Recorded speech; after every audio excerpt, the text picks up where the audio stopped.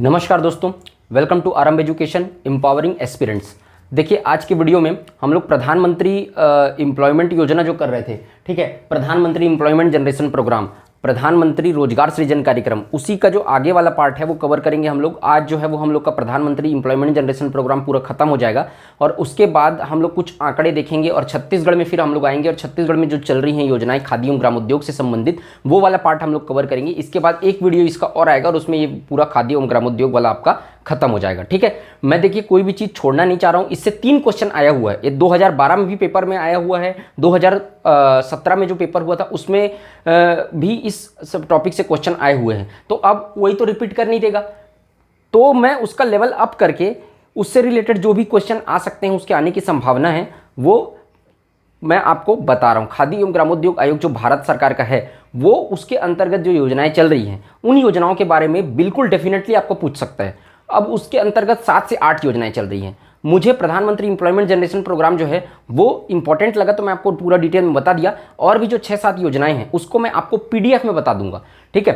PDF मेरे पास है, आप उसको नोट करते चलिएगा। उसको किसी एक आज के लेक्चर में नहीं बता रहा हूँ, उसको किसी एक वीडियो लाएंगे अपन और उसको पीडीएफ में आपको उसी समय मैं आपको बता दूंगा। जैसे कि आपको एमसीक्यू सॉल्व करवाता हूँ, उस टाइप का मैं आपको बताऊंगा उसको। उसमें कुछ नहीं है, आंकड़े ज़्यादा हैं, उसके तथ्य कम हैं, ठीक है। तो उसको लिख के बताने का उतना कुछ रिलीवेंट है नहीं, और तो वो सबको भी पूछा जा सकता है आपको, ठीक है। तो वो सबको भी मैं आपको बताते हुए चलूंगा, तो आप कॉपी में नोट कर लेंगे जब मैं आपको पीडीएफ के फॉर्म में आपको वीडियो में करवाऊंगा, ठीक है। तो ध्यान रखिएगा। आज का वीडियो हम लोग स्टार्ट करते हैं। अगर आपको वीडियो अच्छा लगे तो वीडियो को लाइक करिए, चैनल को सब्सक्राइब करिए और ज़्यादा से ज़्यादा शेयर करिए। अपने फ्रेंड में शेयर जरूर करिए चैनल को, ठीक है, ताकि जल्दी से जल्दी हमारे चैनल का 10K सब्सक्राइबर कंप्लीट हो सके, ठीक है। तो आप लोग ध्यान रखिए उस चीज़ को। अब देखो, कल मैं एक बताया था, जो संगठनात्मक ढांचा बताया था, है ना, किसका, प्रधानमंत्री एम्प्लॉयमेंट खादी एवं ग्रामोद्योग आयोग, खादी एवं ग्रामोद्योग आयोग का जो संगठनात्मक ढांचा बताया था, उसमें मैं विभागीय और गैर विभागीय प्रशिक्षण केंद्र जो बताया था उसको आप 35 कर लेंगे। पहले मैं 38 बताया था, लेकिन वो 35 है वर्तमान में, ठीक है। और इसमें जो लिखवाया था, जिसके अंतर्गत 8035 संस्थाएं एवं बिक्री केंद्र देश के विभिन्न भागों में फैले हुए हैं। कितने संस्था और बिक्री केंद्र है? 8035। उसको दूसरा बताया था 8035 कर लेना। तो विभागीय गैर विभागीय प्रशिक्षण केंद्र को 35 करना है और 8035 करना है संस्था एवं बिक्री केंद्र जो देश में फैले हुए विभिन्न, वो 8035 करना है। उसको दो चीज़ को करेक्ट कर लेना आप लोग। अब हम लोग आगे स्टार्ट करते हैं। प्रधानमंत्री एम्प्लॉयमेंट जनरेशन प्रोग्राम पढ़ रहे थे, इसकी विशेषताएं देखते हैं हम लोग। तो पहला विशेषता, इसमें लाभार्थी जो है 18 वर्ष से अधिक की आयु का होना चाहिए, है ना। मतलब कोई बच्चे को इसका लाभ नहीं मिलेगा। ग्रामोद्योग जो डेवलप करना चाहता है उसको इसका अगर कहीं इस योजना के थ्रू क्या मिलता है, रोजगार के लिए, आत्मनिर्भर बनने के लिए ऋण मिलता है। तो बैंक ऋण तभी प्रोवाइड करेगी जब ये क्राइटेरिया फुलफिल होगा, 18 वर्ष से अधिक की आयु का होगा। दूसरा, प्रधानमंत्री रोजगार सृजन कार्यक्रम के तहत, ठीक है। तो अब देखिए दूसरा पॉइंट, सहायता हेतु आय की सीमा निर्धारित नहीं है। मतलब प्रधानमंत्री रोजगार सृजन कार्यक्रम के तहत अगर कोई सहायता प्राप्त करनी है, किसी को ग्रामोद्योग स्थापित करना है, तो ऐसा कोई जरूरी नहीं है कि वो बिलो पुअर्टी लाइन, मतलब पुअर्टी लाइन के नीचे ही होना चाहिए, गरीब होना चाहिए, या इतना आय वाले को ही मिलेगा, इस टाइप का कोई क्राइटेरिया नहीं है, ठीक है। तीसरा पॉइंट देखते हैं, विनिर्माण क्षेत्र में 10 लाख से अधिक और व्यवसाय या सेवा क्षेत्र यानी तृतीय क्षेत्र में अगर 5 लाख से अधिक लागत वाली परियोजना स्थापित करना है, ठीक है। दोनों चीज ध्यान रखना ना। अगर कहीं विनिर्माण क्षेत्र में यानी सेकेंडरी सेक्टर में अगर कोई जो ग्रामोद्योग स्थापित करना है, कोई परियोजना है, उसको 10 लाख से ज़्यादा है और व्यवसाय या सेवा क्षेत्र में 5 लाख से अधिक है, तब इन परियोजनाओं को स्थापित करने के लिए न्यूनतम शैक्षणिक योग्यता 8वीं उत्तीर्ण मोस्ट इंपॉर्टेंट है। प्रधानमंत्री एम्प्लॉयमेंट जनरेशन प्रोग्राम के तहत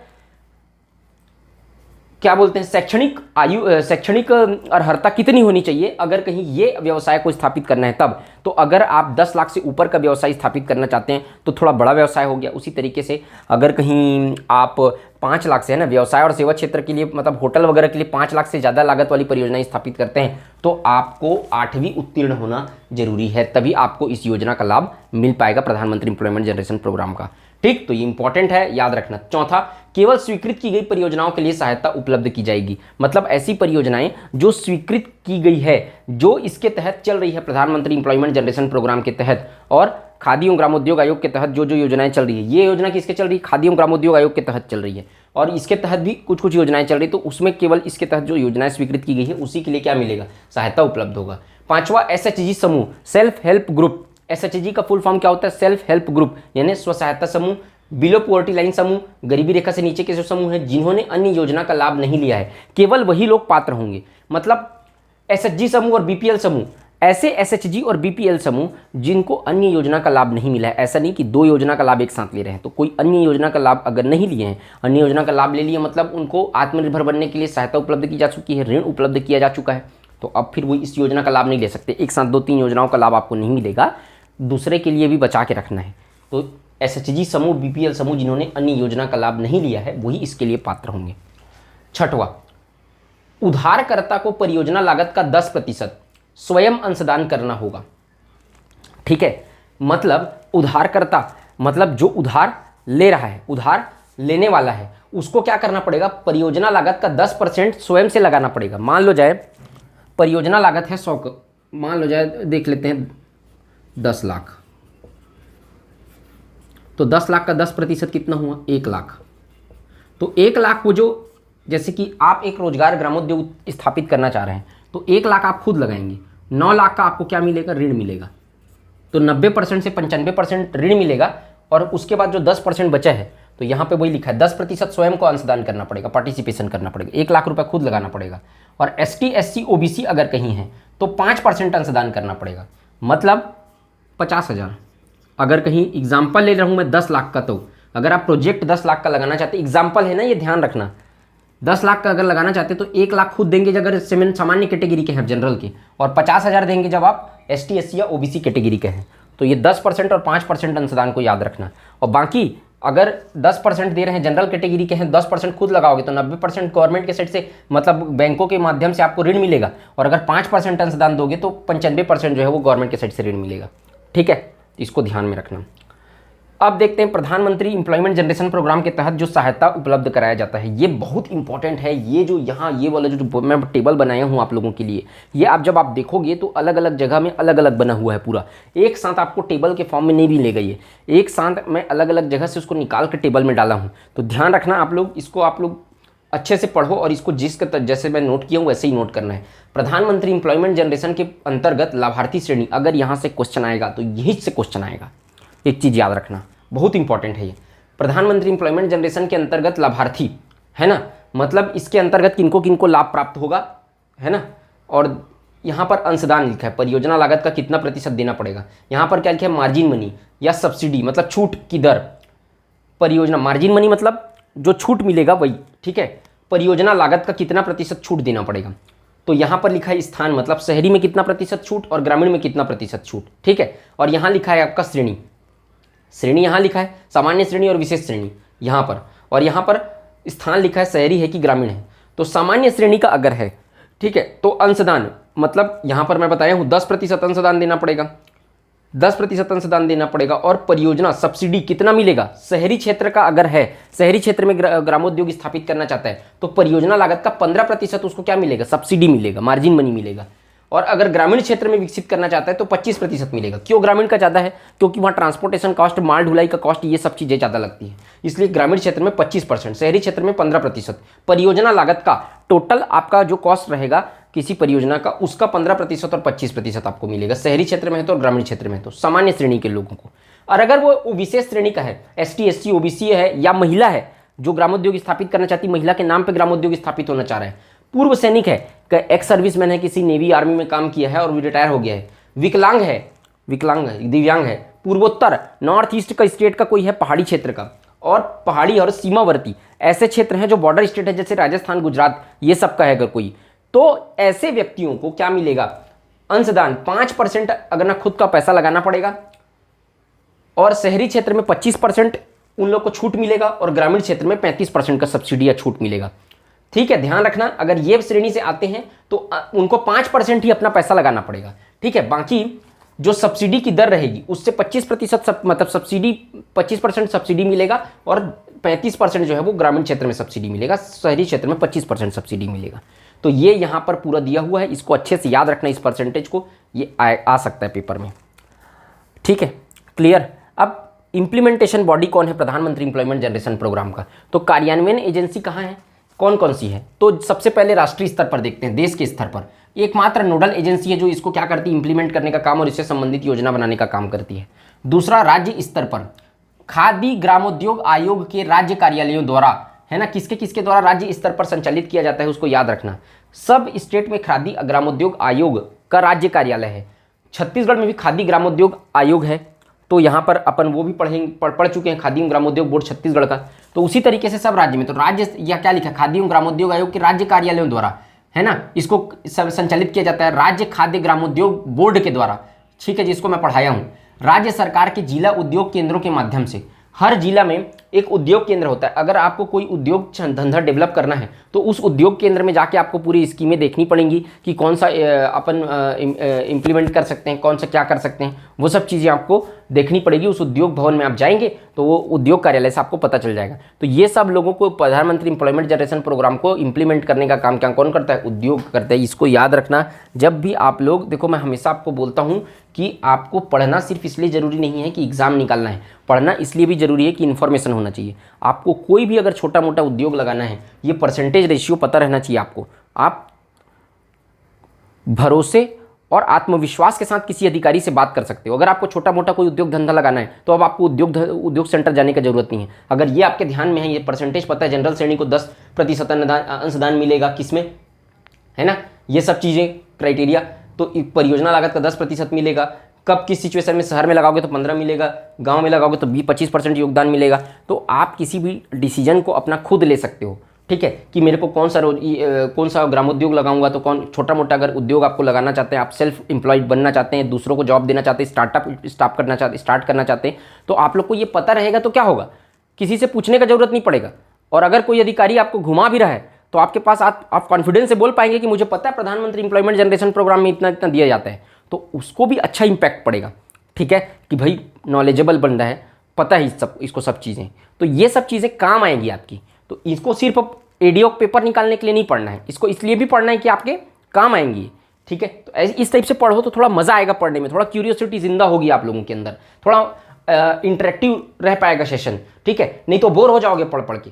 कोई बहुत ज़्यादा इंटरेस्टिंग सब्जेक्ट नहीं है, लेकिन चीज़ें आपके ऊपर हैं कि आप किस तरीके से उसको लेते हैं। आप चीज़ों को निरस से निरस चीज़ों को बहुत उसमें अच्छा कर सकते हैं, उस पर रुचि अपनी जागृत कर सकते हैं, ठीक है। तो वो सब चीज़ों को कोशिश करिए इंटरेस्ट जगाने का। ये इम्प्लीमेंटेशन बॉडी है। अन्य क्रियान्वयन एजेंसी कौन है? पहला 27 है ना, सार्वजनिक क्षेत्र के बैंक, 27 ठो सार्वजनिक पब्लिक सेक्टर का जो बैंक है। अब सार्वजनिक बैंक में बैंक वाले टॉपिक पे पढ़ाया हूँ, ठीक है, जो बैंकों की व्यवस्था पढ़ रहे थे अपन, तो उसमें मैं पढ़ाया हूँ ग्रामीण विकास में 27 सार्वजनिक क्षेत्र के बैंक। और दूसरा क्रियान्वयन एजेंसी कौन है? सभी क्षेत्रीय ग्रामीण बैंक। ये जो बैंक लोग होते हैं वही क्या करते हैं? ऋण देने का काम करते हैं। ये जो बाकी जो ऋण देते हैं ना, वो लोग ये बैंक लोग देते हैं। तीसरा प्रमुख सचिव उद्योग, उद्योग का प्रमुख सचिव इसको इंप्लीमेंटेशन क्रियान्वयन करने का काम करता है। आयुक्त उद्योग की अध्यक्षता वाली राज्य स्तरीय टास्क फोर्स समिति, है ना, इन दोनों की अध्यक्षता में एक राज्य स्तर पर एक टास्क फोर्स समिति का गठन किया जाता है। और वो टास्क फोर्स समिति क्या करती है? उस टास्क फोर्स समिति के द्वारा अनुमोदित जो सरकारी बैंक होता है, सहकारी बैंक होता है, वो क्या करता है? इसको इंप्लीमेंट करने का काम करता है। तो क्रियान्वयन एजेंसी को भी याद रखना है आपको। प्रमुख सचिव आयुक्त उद्योग की अध्यक्षता वाली राज्य स्तरीय टास्क फोर्स समिति द्वारा अनुमोदित जो सहकारी बैंक है, वो भी क्या करता है? ऋण देने का काम करता है, उधार देने का काम करता है, मतलब जिसको वापिस करना पड़ता है। चौथा प्रमुख सचिव उद्योग आयुक्त उद्योग की अध्यक्षता वाली राज्य स्तरीय टास्क फोर्स समिति द्वारा अनुमोदित निजी क्षेत्र के अनुसूचित वाणिज्यिक बैंक। अनुसूचित बैंक कौन से होते हैं ये भी मैं आपको बताया हूं, जब बैंकिंग वाला पढ़ाया हूं तब आप देख सकते हैं वहां जाके। तो दो अनुमोदित क्या होता है? निजी क्षेत्र के अनुसूचित वाणिज्यिक बैंक या अनुमोदित सहकारी बैंक। तो दोनों याद रखना, सहकारी बैंक जो राज्य स्तरीय टास्क फोर्स समिति द्वारा अनुमोदित किया गया है वो, या फिर वाणिज्यिक बैंक जो राज्य स्तरीय टास्क फोर्स समिति द्वारा अनुमोदित किया गया है वो निजी क्षेत्र या फिर क्या? अनुसूचित वाणिज्यिक बैंक। तो ये सब जो है वो 4 और एक CDB, small industrial development bank of India, small industrial development bank of India, Hindi में अगर लिखेंगे तो सूक्ष्म औद्योगिक विकास बैंक ऑफ इंडिया, ठीक है, सूक्ष्म औद्योगिक विकास बैंक, ठीक। तो ये ध्यान रखना। तो सिडबी जो है इसमें फंड प्रोवाइड करता है, ये भी याद रखना। तो ये हो गया आपका क्रियान्वयन एजेंसी, मतलब इम्प्लीमेंटेशन बॉडी, ठीक है। तो ये हो गया आपका प्रधानमंत्री एम्प्लॉयमेंट जनरेशन प्रोग्राम। पूरी तरीके से आपका प्रधानमंत्री एम्प्लॉयमेंट जनरेशन प्रोग्राम खत्म होता है। अब इसमें कुछ डाटा हैं जो आपको नोट करने हैं। प्रधानमंत्री एम्प्लॉयमेंट जनरेशन प्रोग्राम के जो डाटा हैं उसको नोट करने हैं। आपको स्क्रीन पे दिख रहा होगा कि इसके डाटा जो है वो इसी को आपको नोट करना है। आपको अभी स्क्रीनशॉट ले लो या टेलीग्राम चैनल पे भी मैं इसको डाल दूंगा। तो जो टेलीग्राम चैनल ज्वाइन नहीं किए हैं वो टेलीग्राम चैनल ज्वाइन कर लेंगे और टेलीग्राम चैनल से इसको लिख लेंगे, अपने कॉपी में नोट कर लेंगे। इसको मैं यहाँ पर नहीं लिखा हूँ। आप देख रहे होंगे क्या लिखा है, 2008-9 में इसके आरंभ से 2021-22 तक 31/12/2021 तक अनुमानित 60.67 लाख व्यक्तियों को रोजगार प्रदान करके 17,819.23 करोड़ की मनी मार्जिन सब्सिडी के साथ सूक्ष्म उद्योगों की सहायता की गई है। मतलब ये आंकड़ा बता रहा है 21-22 तक का, है ना। इतने लोगों को मार्जिन सब्सिडी दिया गया है और इतने व्यक्तियों को रोजगार दिया गया है। दोनों को याद रखना है आपको। लक्ष्य निर्धारित किया गया था 2021-22 में, लक्ष्य निर्धारित किया गया है। देखो ये जो आंकड़ा बताया हूँ 2018-8-9 में इसके आरंभ से 21-22 तक का आंकड़ा है, ये जो फर्स्ट पैराग्राफ में लिखा हुआ है। अब उसके बाद 21-22 में क्या लक्ष्य प्राप्त किया गया है, 8-9 से 21-22 तक का तो ये 60.67 लाख और 17,819.23 करोड़ है। लेकिन 21-22 में क्या लक्ष्य है, तो 2867.93 करोड़ रुपए की वितरण कर 95,181 MPECG प्रधानमंत्री एम्प्लॉयमेंट जनरेशन प्रोग्राम इकाइयों को स्थापित करने और 7.61 लाख व्यक्तियों के लिए अनुमानित रोजगार के अवसर सृजन करने का लक्ष्य रखा गया है। ये लक्ष्य को भी याद रखेंगे आप। अब छत्तीसगढ़ में प्रधानमंत्री एम्प्लॉयमेंट जनरेशन प्रोग्राम की प्रगति क्या है। अब यहाँ पर लक्ष्य दिया हुआ है भौतिक प्रगति, वित्तीय प्रगति और रोजगार। उसी तरीके से पूर्ति में भौतिक पूर्ति कितनी हुई है, वित्तीय प्रगति कितनी हुई है और रोजगार कितना मिला है। मतलब लक्ष्य और रोजगार कितना है उसको आपको ध्यान रखना है। तो लक्ष्य भौतिक में 1068 है, वित्तीय में 3193.40 है 2021-22 के सितंबर के डाटा के अनुसार। रोजगार 8,544 है, पूर्ति भौतिक में 215, वित्तीय में 490.87 और रोजगार कितना 1720 लोगों को रोजगार मिला है। ये टेबल आपको जैसे मैं बनाया हूँ नोट्स में उसी तरीके से आपको ये कर लेना। उसमें समझाने वाला कुछ नहीं था। समझाना क्या है उसमें, आपको रटना ही है। आंकड़े को तो आप रटना ही पड़ेगा, फिर भी मैं उसको आपको एक्सप्लेन कर दिया हूँ। आप देख के नोट कर सकते हैं और नोट करने के बाद मैं बोर्ड पे नहीं डाला हूँ उसको, आप नोट करके उसको पढ़ेंगे। ठीक है, तो जो मैं टेबल बताया हूँ आपको वो छत्तीसगढ़ में प्रधानमंत्री एम्प्लॉयमेंट जनरेशन प्रोग्राम की प्रगति है। जो ऊपर का 2 पैराग्राफ बताया हूँ वो भारत का है और छत्तीसगढ़ का वहीं के साथ में बता दिया हूँ अटैच करके, तो वो छत्तीसगढ़ का है। उसको भी याद रखेंगे कितना लक्ष्य और कितनी पूर्ति है। ठीक है, उसके आगे अपन देखते हैं राज्य खादी ग्रामोद्योग बोर्ड से संबंधित योजनाएं अब स्टार्ट कर रहे हैं हम लोग। तो इसके तहत 3, 4, 5 योजनाएं हैं, वो सबको हम लोग कवर करेंगे। पहला योजना है मुख्यमंत्री रोजगार सृजन कार्यक्रम। अब खादी एवं ग्रामोद्योग आयोग भारत का प्रधानमंत्री रोजगार सृजन कार्यक्रम चालू किया, तो छत्तीसगढ़ में मुख्यमंत्री रोजगार सृजन कार्यक्रम चालू हुआ। ठीक, अब ये परिवार मूलक योजना, ठीक, परिवार मूलक योजना को पुनर्गठित कर, पहले इससे पहले कौन सी योजना चल रही थी, परिवार मूलक योजना। तो छत्तीसगढ़ खादी ग्रामोद्योग बोर्ड द्वारा संचालित परिवार मूलक योजना को संशोधित कर मुख्यमंत्री रोजगार सृजन कार्यक्रम की नई योजना सृजित की गई। तो अगर पूछेगा मुख्यमंत्री रोजगार सृजन कार्यक्रम का पुराना नाम क्या था, तो परिवार मूलक योजना। किस योजना को पुनर्गठित कर मुख्यमंत्री रोजगार सृजन कार्यक्रम चालू किया गया, तो परिवार मूलक योजना को पुनर्गठित कर किया गया, ये याद रखेंगे। तो अब इसके तहत मुख्यमंत्री रोजगार सृजन कार्यक्रम के तहत लागत राशि, अगर सेवा क्षेत्र मतलब टर्सरी क्षेत्र 1 लाख रुपए लागत राशि, विनिर्माण क्षेत्र मतलब द्वितीय क्षेत्र में 3 लाख रुपए निर्माण राशि, है ना, लागत राशि, और अनुदान राशि सीमा, है ना, इसमें छूट कितना मिलेगा 35%, लाभार्थी अंशदान 5%, है ना, 35% छूट मिलेगा। और जो परियोजना लागत रहेगी उसमें 5% आपको खुद को, अगर जो ग्राम उद्योग विकसित कर रहा है उसको पैसा देना पड़ेगा 5%। जैसे कि 10 लाख रुपए खर्चा कर रहा है तो 10 लाख का 5% निकाल लेना, वो आदमी खुद देगा जो क्या बोलते हैं ग्रामोद्योग डाल रहा है, और बाकी जो है 35% छूट मिलेगा। और ये इसको ध्यान रखना, सेवा क्षेत्र में 1 लाख रुपए लागत राशि है, विनिर्माण क्षेत्र में 3 लाख रुपए लागत राशि है। तो ये आपका मुख्यमंत्री रोजगार सृजन कार्यक्रम है। अब मुख्यमंत्री रोजगार सृजन कार्यक्रम का जो उद्देश्य है वो प्रधानमंत्री रोजगार सृजन कार्यक्रम का ही उद्देश्य टाइप का है, रोजगार प्रदान करना, प्रशिक्षण देना, वो सबको फिर दोबारा नहीं करवा रहा हूँ, सेम है। अनुदान राशि सीमा 35% है, इसको याद रखना। अब 21-22 में सितंबर तक मुख्यमंत्री रोजगार सृजन कार्यक्रम का लक्ष्य रखा गया था कितना, भौतिक 728, वित्तीय लक्ष्य 764.30 करोड़, है ना, ये लाख रुपए में है ना, लाख राशि किसमें है, लाख में 764.30 लाख, और 4,368 लोगों को रोजगार प्रदान किया गया है। वैसी भौतिक उपलब्ध पूर्ति कितना हुआ है 39, वित्तीय 27.81 लाख रुपए फाइनेंशियल पूर्ति किया गया है, इतना स्वीकृत किया गया था, लक्ष्य रखा गया था, इतना पूर्ति किया गया। रोजगार 234 लोगों को, 4368 लोगों को रोजगार देने का लक्ष्य रखा गया था, लेकिन रोजगार दिया गया है 234 लोगों को।